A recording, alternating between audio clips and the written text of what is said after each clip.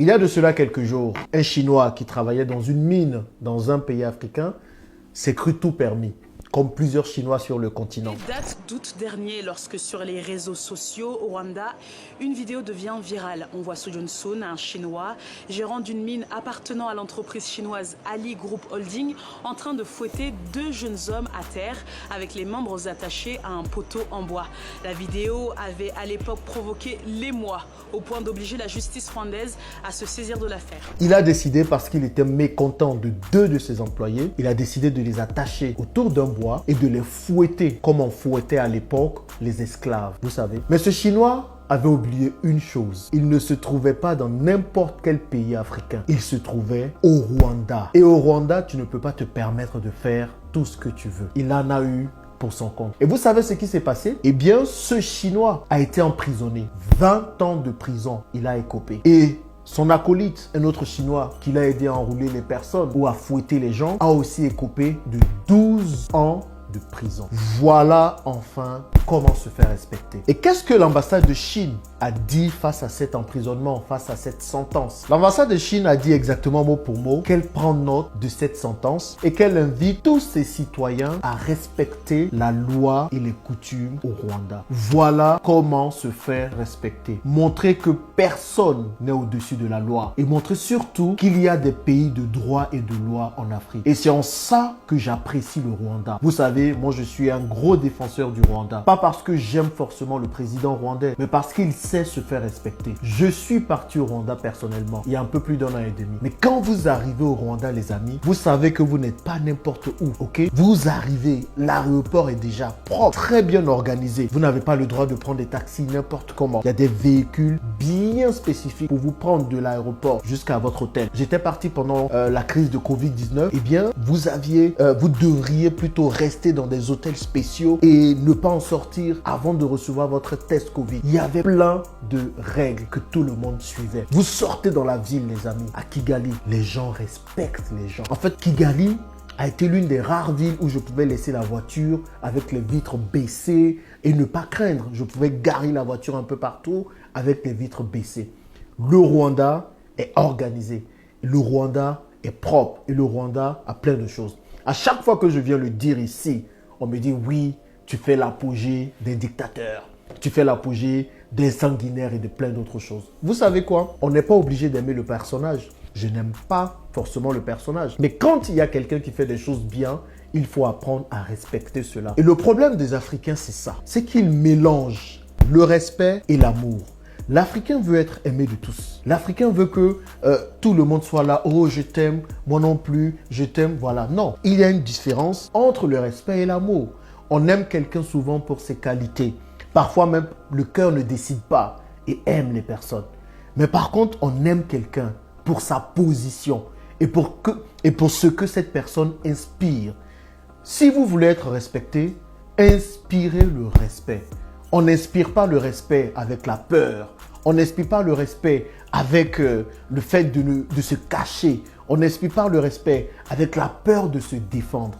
On inspire le respect parce qu'on montre aux autres qu'on ne peut pas faire tout ce qu'on veut avec eux. Et c'est en ça que le président rwandais impose le respect. Des Européens ne peuvent pas se permettre de venir au Rwanda pour faire ce qu'ils veulent. Des Américains ne peuvent pas se permettre de venir au Rwanda pour tout simplement faire ce qu'ils veulent. Parce qu'ils savent qu'ils sont quelque part où le respect est imposé. Et il faut qu'on comprenne qu'entre les États, il n'y a pas d'amour, les amis. Et c'est l'erreur que nous faisons le plus souvent. Entre les États, il y a tout simplement ce qu'on appelle des rapports de force. Et dans les rapports de force, on applique très souvent la loi de la réciprocité. Est-ce que vous connaissez la loi de la réciprocité? La loi de la réciprocité dit quelque chose de simple. Tu me respectes, je te respecte. Tu fais ça à mes citoyens, je fais ça à tes citoyens. Et ainsi de suite. C'est ce qu'on appelait auparavant la loi du talion dans la Bible. Œil pour œil, dent pour dent. Des missionnaires sont venus et ils nous ont dit, écoutez les amis, laissez ça. Maintenant, quand on vous gifle sur une joue gauche, donnez la joue droite et donnez même tout le corps quand on vous frappe. Non, entre les États, ça n'existe pas. Si vous donnez votre joue gauche et votre joue droite quand on vous frappe, eh bien les États vont vous fouetter copieusement. Il faut appliquer la loi de la réciprocité. Imaginez un seul instant que ce même truc, que cette même chose soit arrivée en Chine. qu'est-ce qui se serait passé, les amis? Qu'est-ce qui se serait passé? Imaginez un instant, un Africain, patron en Chine, déjà ça n'arrive pas tous les jours, mais imaginez un instant, qui se permet d'attacher 2 Chinois et de fouetter ces Chinois. Qu'est-ce qui allait arriver? Mais avant même que cet Africain sorte de l'entreprise ou du champ ou de la mine, les Chinois l'auraient copieusement tabassé, copieusement mis à tabac. Et il ne se serait pas sorti comme ça. Ok? Et le problème avec nous, c'est ça. C'est que nous ne sommes pas solidaires entre nous. Nous laissons tout passer. Nous avons peur de réagir. Nous avons peur de nous unir. On a entendu plusieurs fois des Africains qui se font frapper à travers plusieurs pays d'Afrique sans que les autres Africains ne puissent réagir. On a vu ces vidéos qui circulaient en Zambie où un Chinois frappait un autre Africain et les autres étaient là, regardaient tout simplement. On a vu des batailles où des Chinois prenaient des machettes pour chicoter des Africains. Personne ne réagissait.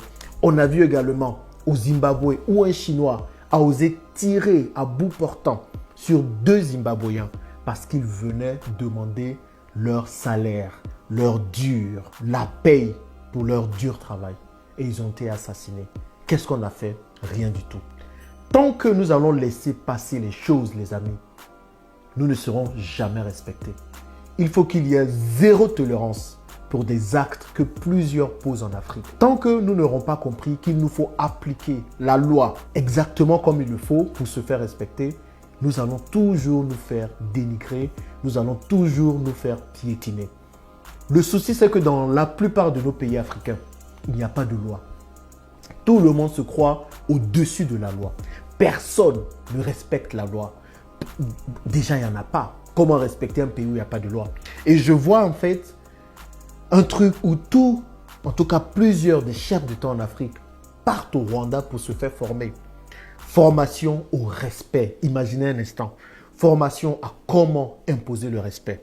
Je vous assure que cela va changer la face de l'Afrique. On n'a pas besoin de se faire aimer pour se faire respecter. On a besoin d'imposer le respect et surtout d'inspirer le respect. Et c'est ce que le président Kagame a compris. Et on n'a pas besoin de l'aimer encore une fois. Mais il faut qu'on arrive à comprendre qu'il y a une grande différence entre l'amour et le respect. Et à nous de faire tout pour nous faire respecter. En tout cas, je dis un gros bravo aux Rwandais. Je dis un gros bravo au président Paul Kagame que je respecte énormément. Parce qu'enfin, quelqu'un a compris qu'en tant qu'Africain, on ne devrait pas se laisser piétiner. On ne devrait pas laisser tout passer.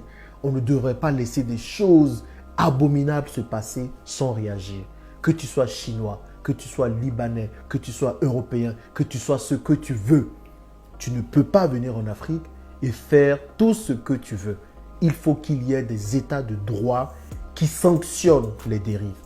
Tant que nous n'allons pas arriver à cela, je vous assure les amis, ça va être le no man's law dans nos différents pays. Les gens feront tout ce qu'ils voudront et on va les laisser passer. Mais pour vous, je veux que vous arriviez à comprendre cela. Pour vous faire respecter, il ne faut pas avoir peur de vous faire respecter. Il faut savoir vous défendre, les amis. Il faut arriver à comprendre que tant que vous n'inspirez pas le respect, personne ne vous respectera. Ok, les amis? Vraiment, c'est cette information que je voulais partager avec vous, que vous puissiez la partager à plusieurs personnes, pour qu'enfin les Africains comprennent que le respect ne se quémande pas, mais il s'impose.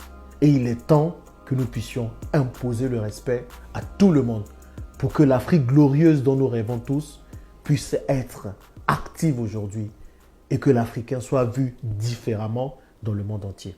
Je compte sur vous pour ça.